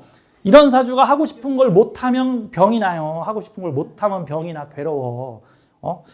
그렇죠? 그래. 근데 사주를 보자고. 그러면은 또 식신상관이 글자 모양이 다 다르게 생겼어. 술토, 무토, 미토, 기토. 그런 이게 한우물 파라는 소리겠어요. 이것저것 해보고 싶은 걸 다양하게 다 해보라는 소리겠어요. 원래 사주의 진술충라는 토 자체가 원래 중도, 중립의 이미지를 가지고 있으면서 특히 지지에 있는 술토나 미토, 진술충미는 복합체예요. 에너지 복합체. 가령 음식도 보면은 단일 재료로 만든 음식이 있고 복합 재료로 만든 음식이 있고 약품도 단일 성분으로 만든 약품이 있고 복합 성분으로 만든 약품이 있죠. 어느 게 좋냐라고 물어보면은 그건 그때그때 다르죠. 그렇죠. 아주 비싼 성분을 단일로 만들었으면 그게 좋은 거고. 근데 비싼 성분 요만큼 넣고 다른 성분 잔뜩 넣었으면 그건 안 좋은 거죠. 근데 뭐 비타민은 종합 멀티비타민에서 한 알만 먹으면은 뭐 비타민 A, B, C, D, E, F, G, 뭐 미네랄 뭐까지 다 뭐 이런 약도 있는 거고 오로지 비타민 2만 담았습니다. 뭐 이런 약도 있는 거니까. 근데 얘가 복합 성분이야. 자, 술토 하나에 이노술의 기운, 이노술과 신유술의 기운을 모두 담았습니다. 맥가이버 칼이에요. 그래서 진술충미는 맥가이버 칼이야. 특성이 분명하지 않지만 그 안에 칼도 있고 톱도 있고 드라이브도 있어서 다양한 용도에 쓸 수 있는 글자가 중도적 기운, 여기에도 섭을 쓰고 저기에도 쓰고 요런 용도에도 쓰고 저런 용도에도 쓰고 음식으로 치면 섞어찌개. 고기 반찬 해주세요. 그 안에 고기 들었어. 생선 반찬 해줘. 생선 들었어. 야채 반찬 해줘. 그 안에 야채 들었어. 저기 저 국물 반찬 그거 국물이야. 찌개 해주세요. 졸이면 돼. 보통 이런 게 섞어찌개죠. 그러니까 진술충미는 이 안에 웬만한 성분이 다 들어있다는 거야. 웬만한 성분이 이제 신유술과 이노술, 화기운과 금기운의 복합 성분 정도로 봐야 돼.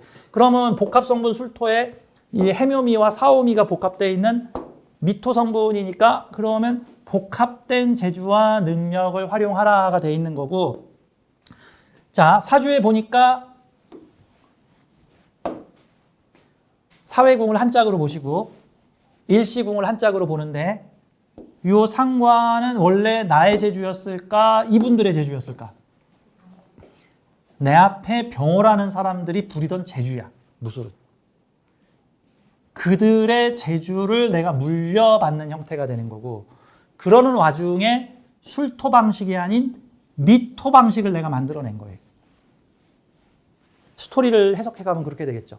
그러면 내가 만약에 이게 다양한 분야에서 작동할 수 있는데 내가 만약에 떡집에서 근무를 했는데 거기에 되게 유명한 사회적으로 잘난 여기저기 이름만 대면 알만한 병호가 뭐예요? 멀리서도 보이는 글자잖아. 이름만 대면 알만한 사람들이 만들던 사회적으로 대중적 무술 떡집인데 그 떡집에서 이렇게 뿌리를 내려가지고 겁재들과 함께 떡을 만들다가 보니 이게 무술은 꼭 양으로 승부하는 떡 같죠. 그리고 요 기미는 꼭 어떤 느낌이야?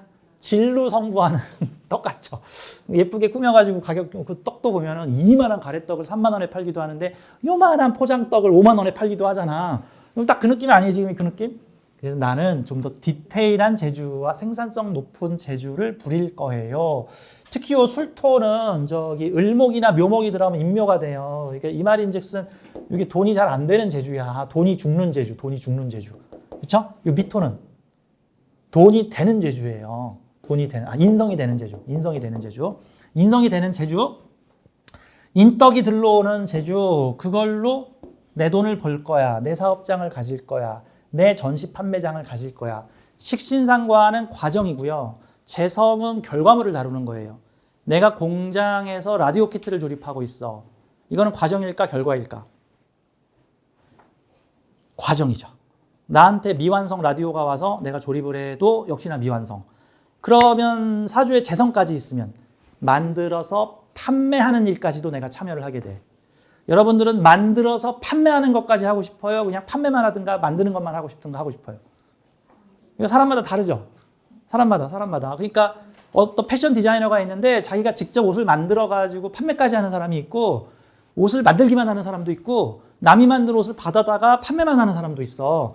판매만 하면 재성이고 만드는 것만 하면 식상이고 만들기도 하고 팔기도 하면은 식상생재예요.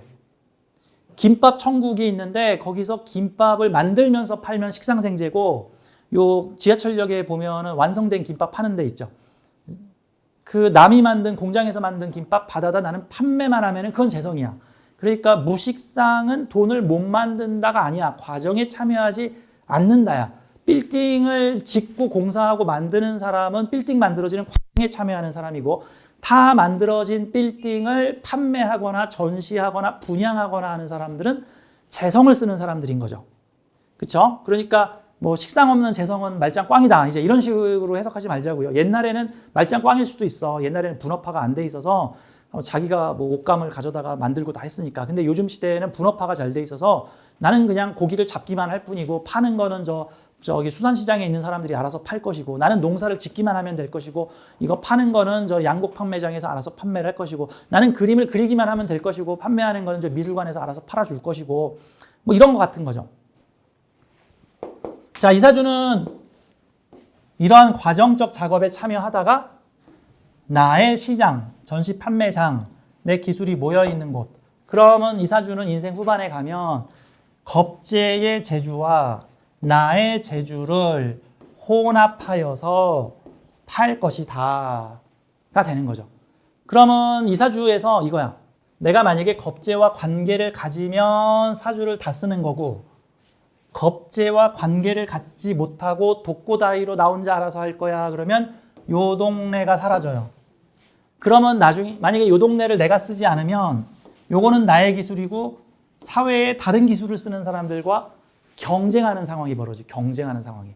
어쨌든 내가 만든 판매장에서는 내 기술로 만든 것도 팔고 겁제의 기술로 만든 것도 팔아라. 이런 형태가 볼 수 있죠. 그럼 이사주의 이번 지구별 체험의 주된 미션은 뭘까? 재주를 가진 사회에 잘난 사람들의 일에 함께 들어가서 그들의 재주를 내 것으로 만들고 그거에 그치지 말고 나의 개인적 재주를 만들어서 천간으로 활용해서 올리면 그러면 돈을 벌 수 있을 것이다가 되는 거죠. 그러면 사람 관계도 중요하고 사람 관계를 통해서 그 사람들의 재주, 나의 재주를 서로 믹싱, 혼합시키는 것들이 필요하다라고 볼 수 있는 거죠. 자, 그럼 이사주의 메시지는 뭐죠? 사람들과 함께 재주를 함께 공유하고 재주를 함께 배우고 그들의 재주를 내 것으로 체득하고 그걸로 그치지 말고 나의 재주까지 만들어서 말년에 어떻게 되시오? 부자 되시오. 과정에서 결과까지도 보시오라는 형태가 될 수 있죠. 물론 여기에 또 대운이라고 하는 10년짜리 대운 미션들이 여기 들어와가지고 30대는 그러면서 뭘 하시오, 40대는 또 그러면서 뭘 하시오, 50대는 그러면서 뭘 하시오 하면서 이제 해석이 다채로워지게 되는 겁니다. 자, 예를 들어서 이런 거죠. 병호겁제와 나의 식상을 합해 함께 재물활동으로 귀결시키는 미션. 겁제와 나의 재주를 합해 재물활동, 유금을 펼쳐보는 사주다. 이 사주 보고 겁제는 도둑놈이다, 피해라. 이러면 곤란한 거예요, 이제. 그리고 상관은 나쁘니까 하지 마라. 예를 들어서 보통 이런 사주를 여자분들이 보통 어르신 명리가한테 가면은 뭐 호통을 받을 수도 있어요. 좀 조신하게 살아. 남편 말 잘 듣고 나대지 말고 이것저것 하려고 하지 말고 그냥 한 개만 똑바로 해. 이런 소리를 들을 수도 있어요. 완전 반대 해석이죠. 근데 사실 우리가 사주를 취지를 잘못 이해하면은 이게 반대로 해석하는 경우들이 있어요. 식상이 많으니까 나쁘니까 식상 쓰지 마라. 식상이 과도하니까 나쁘니까. 아니, 식상 쓰겠다고 왔는데 마치 뭐 고등학교의 학생이나 체육하겠다고 왔는데 너 체육하지 말고 수업 똑바로 받아. 아, 이러면 되겠어? 체육하러 왔으면 너 나가서 체육해 해야지. 이런 사주 다 피해야 할 해석. 무관의 식상다자이니 남편 복 없고 일만 한다. 겁재가 상관을 쓰니 나쁘다. 뭐 무관의 상관격이니 품행이 나쁘다. 술미영이니 나쁘다. 뭐 무관 무인성이니 복 없다. 이런 안 좋은 소리들을 하는데 이렇게 안 좋은 소리를 했으면 수습을 해야 되는데 보통 수습도 안 되죠, 이제. 그럼 이제 돈 내고 가서 이제 기분 안 좋은 소리 진탕 듣고 오고 그 다음에 이 사람이 또 고분고분한 사람일 경우에 이런 식의 얘기를 듣고 나면 이제 내 인생이 정말로 이렇게 풀립니다. 평소에 잘해주던 남편도 이제 왼수처럼 보이고. 근데 이분 지금 병원년생이니까 이제 좀 있으면 이제 환갑이 다가오고 계시는 지금 50대 후반의 여성분이신데 50대 후반 여성분이신데 남편과 잘 지내고 있고 지금 가게 운영하고 계세요, 가게. 젊었을 때 뭐 이 사람들과 이런 것도 해보고 저런 것도 해보고 여러 가지를 해보셨는데 그래서 되게 다채롭게 살고 계시고 당연히 사주가 이렇게 생겨서 이분이 나한테 사주 보러 오신 이유가 나 또 새로운 일 좀 해볼까 하는데 해도 될까요? 뭐 그건 물어보러 오신 거죠. 그럼 이 사주는 한 가지에 심취하는 게 아니니까 여러 가지 폭넓게 다 해봐서 그러니까 이런 사주는 나중에 하늘나라에 올라갈 때 문지기가 사주 딱 보고 물어볼 거야. 그래, 해보고 싶은 건 다 해보고 왔는가? 라고 물었을 때 네, 다 해봤습니다. 그러면 통과가 되는 거고 안 해본 게 너무 많아서 그래? 또 내려가야겠네? 이런 상황이 이제 생길 수 있다. 이제 이렇게 봐야 되는 거죠. 자, 우리는 요 1시간 반 동안 이 얘기를 했네요. 형식을 보지 말고 그 사주에 쓰여있는 운명의 메시지를 들어보자. 운명의 메시지라는 것은 내가 이번 지구별에서 어떻게 살아볼 것인가에 대해서 나의 높은 차원이 영혼이 써가지고 온 일종의 인생 계획서다. 그래서 기름을 알려주는 예언서라는 개념보다는 물론 그런 요소도 요만큼 있지만 이거는 나의 인생에 대한 청사진 같은 거다. 마치 대학교 1학년 때 뭐 오리엔테이션을 갔더니 대학생활 4년에 대해서 알려주마 하면서 이렇게 대학생활 4학년 동안 당신은 무엇을 배울 것이다 하고 이렇게 안내지를 받은 거야. 거기에 뭐 2학년 때는 뭘 배울 거고 3학년 때는 뭘 배울 건데 뭐 그런 걸 보고 좋다 나쁘다가 아니라 재밌겠네. 잘해봐야지. 이 수업이 있어? 뭐 어떤 사람은 특정 수업이 많을 수도 있고 어떤 사람은 특정 수업이 없을 수도 있는데 그거를 자신의 삶의 지혜로 좀 찾아보자. 이제 이런 요소로 오늘 설명을 드렸습니다.